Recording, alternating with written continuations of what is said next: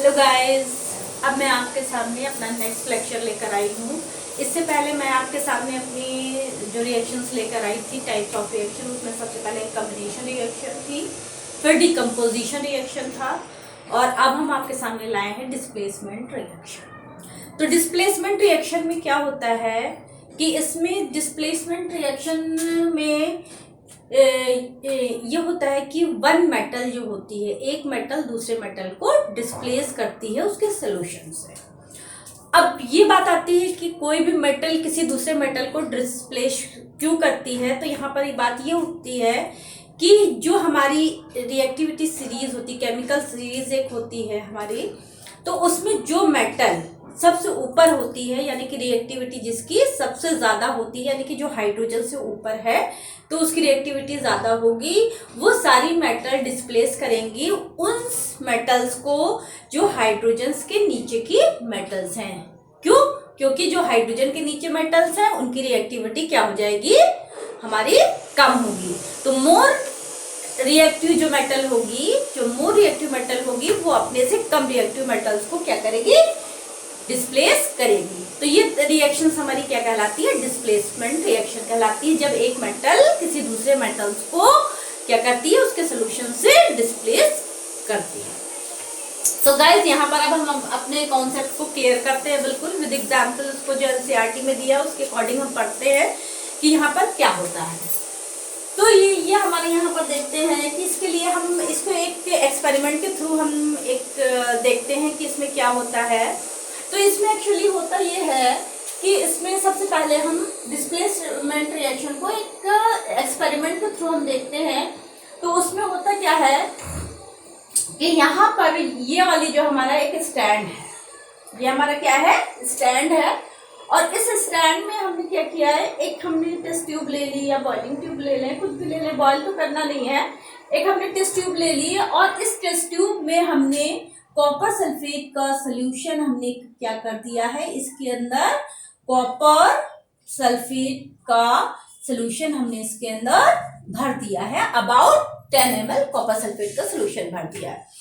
अब होता क्या है गाइस कि इसमें जो कॉपर सल्फेट का सॉल्यूशन है, फिर हम क्या करते हैं, जो भरा है इसको जो है हम क्या करते हैं, फिर हम 2 आयरन नेल्स लेते हैं। आयरन नेल्स यानी कि लोहे की कील जिनको बोलते हैं, जनरली लैंग्वेज में सभी जानते हैं, लोहे की कील, आयरन नेल्स लेते हैं और उनको अच्छे से हम क्या करते हैं, सैंड पेपर से रब कर देते हैं। उसका जो आयरन में जो डस्ट लग गया है या जो भी जंग वंग लग गया, उसको हम अच्छे से रब करके और अच्छी सी न्यू आयरन नेल्स लेते हैं और उसको हम क्या करते हैं, एक थ्रेड लेते हैं। तो एक थ्रेड में हम क्या करते हैं, जैसे ये हमारा थ्रेड है, तो इस थ्रेड के हम ये 2 पार्ट हैं, तो इसमें एक पार्ट में एक आयरन नेल्स हम बांध देते हैं और दूसरे पार्ट में दूसरी आयरन नेल्स बांध देते हैं।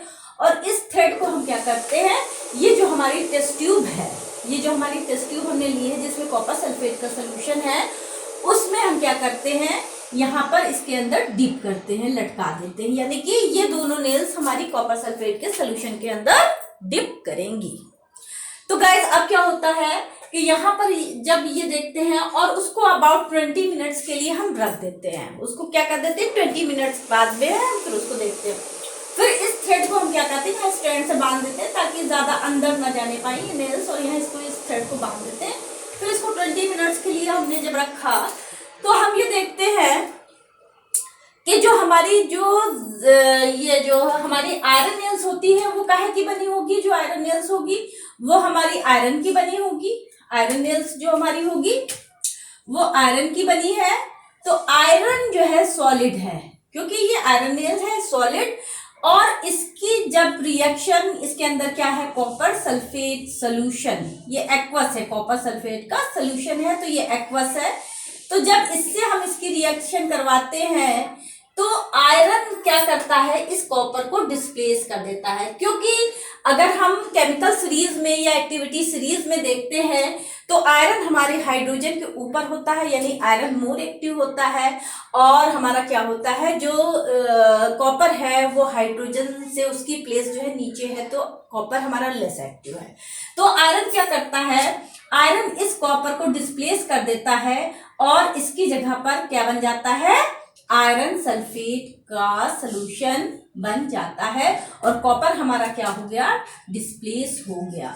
तो इस तरह की जो हमारी रिएक्शन होती है वो हमारी डिस्प्लेसमेंट रिएक्शन कहलाती है। कौन सी रिएक्शन कहलाती है, डिस्प्लेसमेंट रिएक्शन कहलाती है कि जब हमारा एक मेटल किसी दूसरे मेटल को, जब एक मोर एक्टिव मेटल किसी दूसरे लेस एक्टिव मेटल को डिस्प्लेस कर देता है और उसकी जगह को ले लेता है, तो वो हमारी डिस्प्लेसमेंट रिएक्शन कहलाती है।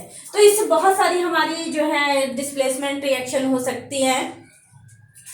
इसमें हमारी और भी डिस्प्लेसमेंट रिएक्शन है, जैसे जिंक हमारा कॉपर सल्फेट के सॉल्यूशन से, जिंक भी हमारा क्या है, कॉपर सल्फेट के ऊपर है। रिएक्टिविटी सीरीज में कॉपर के ऊपर हमारा जिंक आता है, यानी कि copper is more zinc is more reactive than copper. तो ये भी जिंक भी हमारी कॉपर सल्फेट के सॉल्यूशन से हमको जिंक को डिस्प्लेस कर सकता है। यानी कि अगर हम जिंक की रिएक्शन कॉपर सल्फेट के सॉल्यूशन से करवाते हैं, कॉपर सल्फेट के सॉल्यूशन में करवाते हैं, तो ये जिंक हमारी कॉपर को सल्फेट करके जिंक सल्फेट हमारा क्या बनाएगा, जिंक सल्फेट बनाएगा और हमारा कॉपर को डिस्प्लेस करेगा। तो ये हमारी डिस्प्लेसमेंट रिएक्शन थी और ये उनके एग्जाम्पल थे। तो डिस्प्लेसमेंट रिएक्शन में एक और भी हमारी रिएक्शन है कि जब हम लेड आप जानते होंगे, लेड को पीबी कहते हैं। लेड का ये हमारा सिंबल होता है, पीबी हमारा लेड का सिंबल होता है। लेड सॉलिड की रिएक्शन जब कॉपर क्लोराइड से करवाते हैं, ये एक्वस सोल्यूशन है, कॉपर क्लोराइड का एक्वस सोल्यूशन है। तो लेड हमारा क्या होता है, कॉपर से ऊपर रिएक्टिविटी सीरीज में होता है और ये क्या करता है, इस लेड जो है, लेड ये है आयरन, ये कॉपर को हमारा डिस्प्लेस कर देता है। तो क्या बनाता है, लेड क्लोराइड हमारा बनता है और हमारा कॉपर डिस्प्लेस हो जाता है। तो ये जो सारी हमारी रिएक्शन थी, ये डिस्प्लेसमेंट रिएक्शन के एग्जाम्पल थे। तो हम ये देखते क्या है, ये हमारे डिस्प्लेसमेंट रिएक्शन, यानी कि यहाँ पर हम ये देखते हैं कि जब हम इस टेस्ट ट्यूब में कॉपर सल्फेट का सॉल्यूशन है और हम यहाँ पर आयरन नेल्स ले रहे हैं, यानी ये वाली रिएक्शन हम यहाँ पर देख रहे हैं। तो जब हम आयरन नेल्स ले रहे हैं तो हमारे क्या करता है, ये आयरन कॉपर सल्फेट के सॉल्यूशन से क्या करता है, कॉपर को डिस्प्लेस कर देता है, आयरन सल्फेट का सॉल्यूशन बनाता है। तो होता क्या है, थोड़ी थोड़ी हमने इसको 20 मिनट्स के लिए हम इसको रख देते हैं, एज इट इज रख देते हैं। फिर धीरे धीरे हम देखते क्या है, ये सोल्यूशन जो हमारा कॉपर सल्फेट का सोल्यूशन होता है, ये पहले क्या होता है, ब्लू कलर होता है। कॉपर सल्फेट का सोल्यूशन ब्लू कलर होता है। लेकिन जब इसके अंदर हम आयरन नेल डाल देते हैं तो आयरन नेल जो है हमारा क्या हो जाता है, आयरन नेल हमारा क्या होता है कि जो आयरन हमारा क्या होता है, अब क्या कर रहा है, आयरन क्या कर रहा है, इस कॉपर सल्फेट के सोल्यूशन से कॉपर को डिस्प्लेस कर रहा है और कॉपर आयरन सल्फेट का सोल्यूशन बना रहा है। तो हमारा धीरे धीरे क्या होता है, इसका ब्लू कलर क्या होता है, फेड होता जाता है, धीरे धीरे ब्लू कलर कम हो जाता है और ये सोल्यूशन हमारा क्या हो जाता है, बिल्कुल यहाँ पर फेड हो जाता है और हमारा क्योंकि वहां पर आयरन सल्फेट सोल्यूशन बन जाता है और कॉपर डिस्प्लेस हो जाती है। तो यहाँ पर हम देखते हैं, दूसरी बात हमारा ये देखते हैं कि उसके बाद में ये हम नेल्स को जब निकाल लेते हैं तो हम अगर देखते हैं कि हमने 2 नेल्स, हमने जो आयरन नेल्स ली थी, तो जो पहले ली थी तो हमारा कुछ ऐसा था कि बिल्कुल ब्राउन कलर उसके ऊपर नहीं था, ब्राउनिश कलर नहीं था, बिल्कुल ऐसे बिल्कुल न्यू थी। लेकिन जब हम उसको सोल्यूशन में 20 मिनट्स के बाद जब हम निकालते हैं तो ये क्या होता है, हमारी जो है इस तरह की कुछ हमारा दिखता है, iron nails taken out from the copper sulphate solution. तो ये थोड़ी हमारी रफ टाइप की हो जाती है, थोड़ी ब्राउनिश टाइप की हो जाती है। इसके बाद में थोड़ा हमारा इस तरह का हो जाता है। अब फिर हम क्या करते देते हैं, तो इसको, इस एक्सपेरिमेंट को हम ऐसे भी देख सकते हैं कि हमने दो टेस्ट ट्यूब ली, एक ए टेस्ट ट्यूब, एक बी टेस्ट ट्यूब। ए टेस्ट ट्यूब हमने जो ली है, इसमें कॉपर सल्फेट का सोल्यूशन जो है बना है, ये हमारा अभी कैसा सोल्यूशन है, ये कॉपर सल्फेट का जो सोल्यूशन था ये हमारा क्या हो गया था, ब्लू कलर है। ये आपके एनसीईआरटी में बना है, जो ब्लू कलर का दिखाया हुआ है टेस्ट ट्यूब में, ये ब्लू कलर का है। और उसके बाद में फिर हम आफ्टर 20 मिनट्स जब हम यही देखते हैं, इसी सोल्यूशन को जब देखते हैं 20 मिनट्स के बाद, तो ये सोल्यूशन क्या हो जाता है, रिएक्शन मिक्सचर, यानी कि ये जब रिएक्शन होने के बाद ये रिएक्शन हमारा क्या हो जाता है, ये मिक्सचर हमारा ये फेड हो जाता है। कैसा हो जाता है, इसका ब्लू कलर धीरे धीरे खत्म होने लगता है और ये रिएक्शन का मिक्सचर जो होता है ये हमारा फेड हो जाता है। तो यहाँ पर ये दोनों चीज दिखाई हमने। तो अब तो गाइज आपको समझ में आया कि हमारा डिस्प्लेसमेंट रिएक्शन क्या होती हैं। तो डिस्प्लेसमेंट रिएक्शन जो हमारी होती हैं उनको समझने के लिए हम यहाँ पर तो हमने समझा, लेकिन अब थोड़ा सा रिएक्टिविटी सीरीज के बारे में भी हम समझ लें कि रिएक्टिविटी सीरीज हमारी क्या होती हैं। तो गाइज हम यहाँ पर देखते हैं कि रिएक्टिविटी सीरीज क्या होती है, या उसके बारे में भी थोड़ा सा पढ़ लें। लेकिन उससे पहले हम जो है यहाँ पर जो देखेंगे,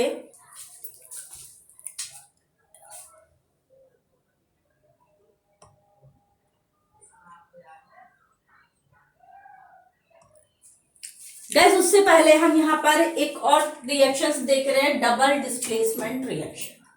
तो डबल डिस्प्लेसमेंट रिएक्शन में होता क्या है कि इसमें डबल डिस्प्लेसमेंट में रिएक्शन क्या होता है कि सच reaction in which there is an exchange of ion between the reactant are called displacement reaction.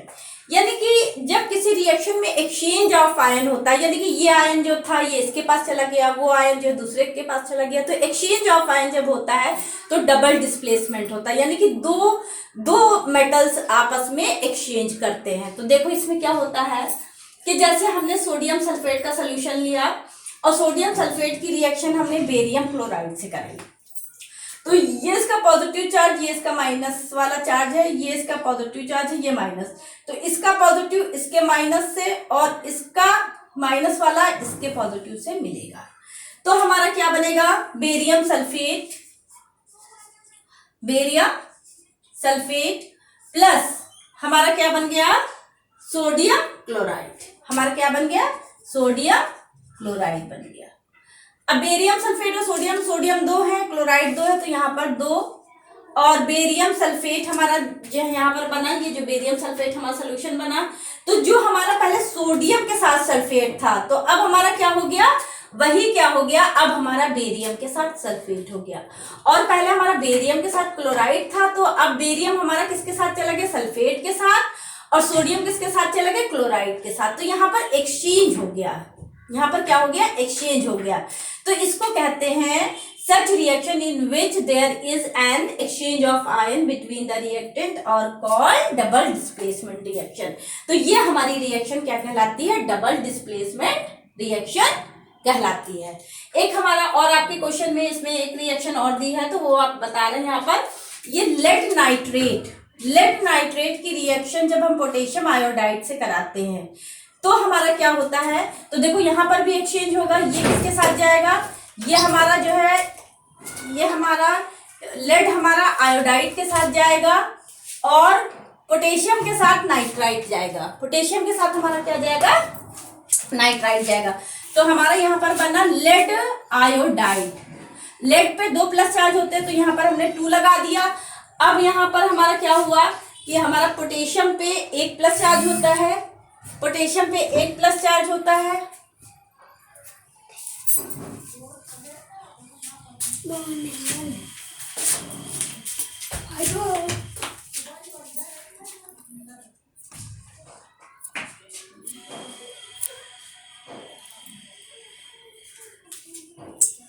तो गाइस हम यहाँ देखते हैं कि हमारा ये जो पोटेशियम होता है, ये पोटेशियम पे 1 प्लस चार्ज और नाइट्रेट पे भी 1 प्लस चार्ज होता है। तो हमारा लेड आयोडाइड बना, एक्सचेंज हो गया। लेड हमारा किसके साथ आया, आयोडीन के साथ आ गया, और हमारा नाइट्रेट किसके, और हमारा पोटेशियम किसके साथ आया, नाइट्रेट के साथ आया। तो यहाँ पर एक्सचेंज हो गया, तो lead iodide plus potassium nitrate, lead iodide और पोटेशियम नाइट्रेट बना। अब हमारा यहाँ पर ये जो हमारा बना है, तो ये हमारा क्या हो गया, ये हमारा जो है जो बना है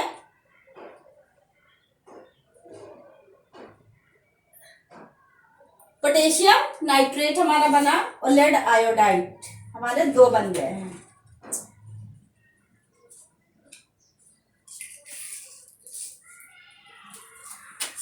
इस पर 8 चार्ज होता है नाइट्रेट पे, तो KNO3। तो यहाँ पर हमारा जो ये बना, तो देखिए यहाँ पर भी एक्सचेंज हो रहा है कि आयोडाइड जो हमारा लेड पहले नाइट्रेट के साथ था, अब लेड किसके साथ है, आयोडाइड के साथ। और पोटेशियम जो हमारा आयोडाइड के साथ था, अब वो एक्सचेंज हो गया है किसके साथ, पोटेशियम हमारा नाइट्रेट के साथ। तो ये भी हमारी डबल डिस्प्लेसमेंट रिएक्शन कहलाती है गाइस। तो अब ये जो हमारी डिस्प्लेसमेंट रिएक्शन थी, इसमें थोड़ा सा हम रिएक्टिविटी सीरीज के बारे में भी इसमें पढ़ेंगे। तो रिएक्टिविटी सीरीज को यहाँ पर हम देखेंगे थोड़ी सी कि रिएक्टिविटी सीरीज क्या हमारी होती है। इसके लिए मैं यहाँ पर आपको कुछ बताऊंगी, एक सीरीज बताऊंगी।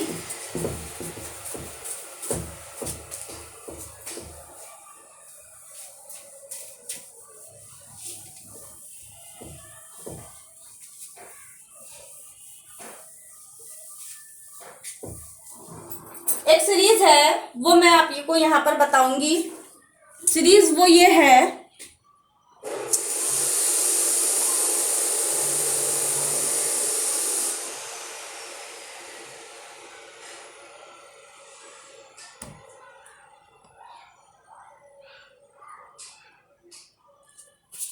अब हमारी सीरीज यहाँ पर जो अब मैं आपको बताने जा रही हूँ, सीरीज ये है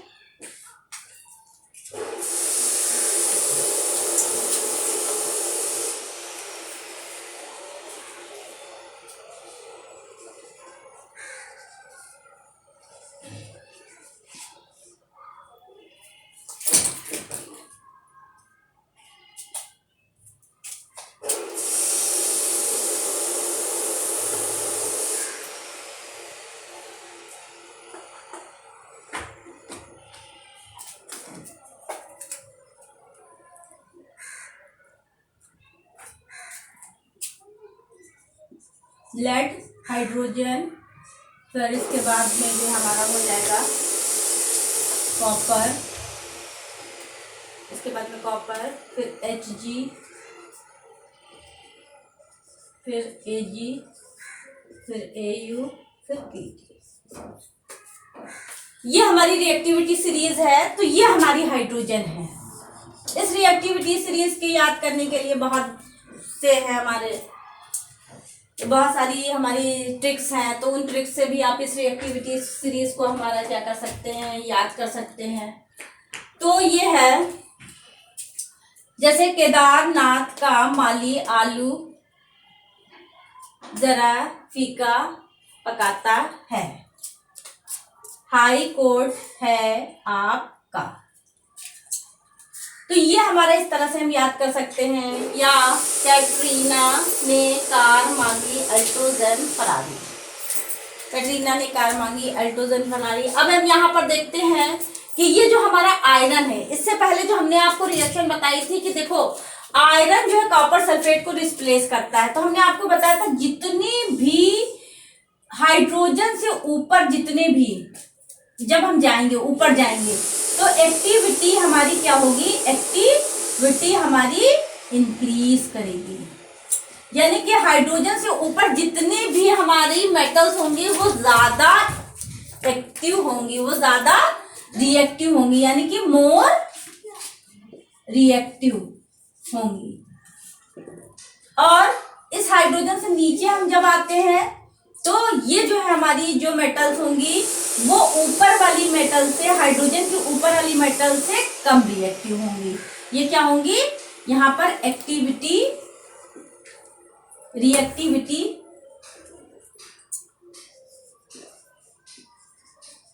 यहाँ पर रिएक्टिविटी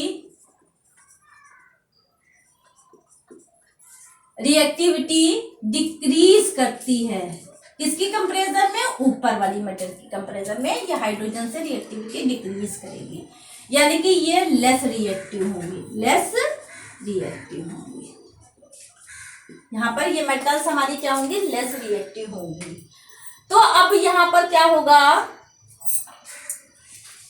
ये जो है हमारी जो है रिएक्टिविटी सीरीज थी इसके अकॉर्डिंग। अब इसके अकॉर्डिंग देखिए ये रिएक्शन देखिए, अगर हम देखते हैं यानी कि आयरन ने कॉपर सल्फेट के सोल्यूशन से कॉपर को डिस्प्लेस किया। क्यों, क्योंकि आयरन जो है ऊपर है, कॉपर से ऊपर है।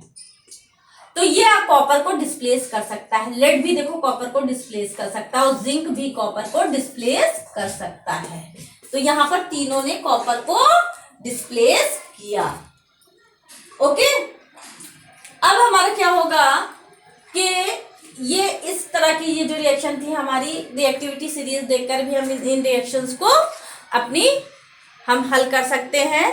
तो ये हमारा था डिस्प्लेसमेंट रिएक्शन के बारे में हमने यहाँ पर आपको बताया और हमने आपको डबल डिस्प्लेसमेंट रिएक्शन के बारे में भी बताया। तो ये लेक्चर हमारा यहीं पे खत्म होता है, फिर हम अपने नेक्स्ट लेक्चर के साथ आएंगे आपके साथ।